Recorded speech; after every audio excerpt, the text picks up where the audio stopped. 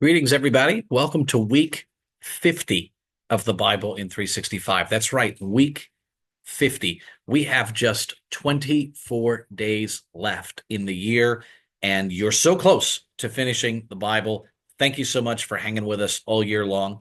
As we're coming down the home stretch, we spent a little bit of time these last few weeks thinking about what's next in our study of the Bible. And so if you check out today's email, I've shared a few more resources with you. One of the great things that you can do as a next step is to join one of our small groups here at Dutill Church. Our small groups are groups of 6 to 8 or 10 people who get together regularly to study the Bible, to pray for one another, to discuss topics of life. It's a great way to grow in faith. It's a great way to encourage others. You can click the link in the email to get a full list of the small groups that are available here at Dutill Church. But I hope you'll make some time to be part of a small group in 2025. I also wanted to share with you that I think it's important to consider owning a study Bible if you don't already own one. Study Bibles are a great way to get some tools and resources and notes to help you make sense of various passages of the Bible. There's lots of great study Bibles out there, but my personal favorite is the NIV Study Bible by Zondervan, and I've included a link to that in the email as well. Also, you may know Brian Barnett.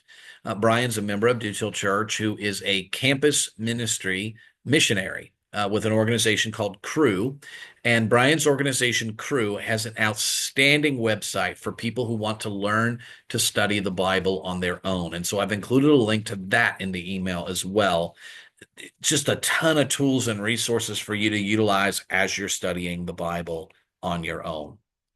All right, this week we're going to be in the Minor Prophets, continuing our readings from the Book of the 12. We're actually going to read 4 biblical books this week. And why can we do that? Because they're all really short. We're going to read Joel, Amos, Obadiah, and Jonah. And so I'm going to take just a moment to set the context for each of those prophetic books.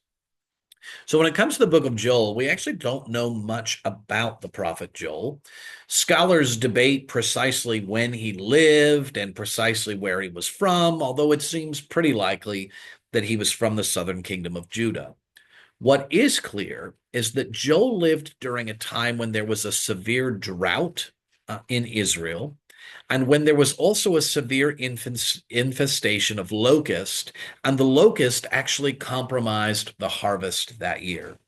And then his prophetic message, Joel saw the locust infestation as a harbinger, as the coming judgment of God. And so Joel's message continues prophetic themes that we saw in Jeremiah and Ezekiel. He basically says that the people of Israel are going to have to endure judgment because of their sins, but that after a period of judgment, there will be opportunity for restoration. Now, as you're reading Joel, you'll want to take note especially of the first part of Joel chapter 2. That passage is commonly read on Ash Wednesday as a call to repentance. And in the latter portion of Joel 2, verses 28 to 32, you'll find something familiar because it's actually a quote that Peter uses in his great Pentecost sermon in Acts chapter 2. Now, when it comes to the prophet Amos, Amos was a contemporary of Isaiah. He prophesied sometime around 793 to 753 BC, and he was a shepherd from the village of Tekoa, which is south of Bethlehem. He was a shepherd and also a fig farmer.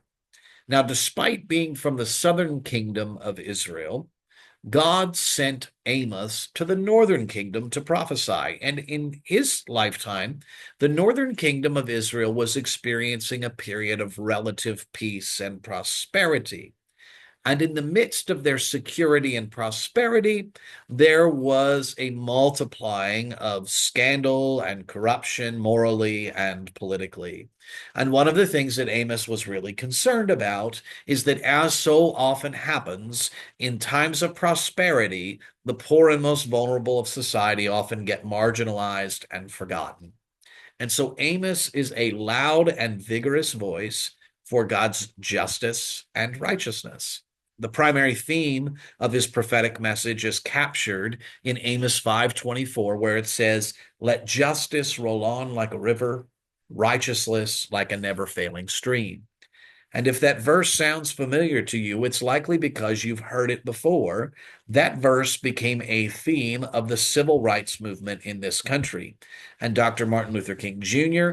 and others in the civil rights era looked to the book of Amos as a great source of inspiration as they fought for the rights of all people in our own country. Now, the prophet Obadiah composed one of the shortest books in the Bible. It's just 21 verses long. And scholars debate the precise chronology, but what seems clear is that Obadiah is a contemporary of the prophet Jeremiah.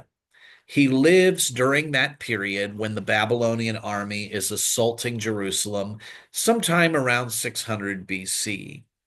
His message has close parallels with what we see in Jeremiah chapter 49, and that indicates to us that it's possible that Jeremiah and Obadiah actually had a relationship. Now, in this short prophetic book, we get an oracle of judgment against the nation of Edom. Now, the Edomites are very close relatives of the Israelites. As a matter of fact, the Edomites descend from Esau. So you remember back in Genesis the story of Jacob and Esau. Well, the descendants of Jacob are the people of Israel, and the descendants of Esau are the Edomites. So they're very closely related in heritage.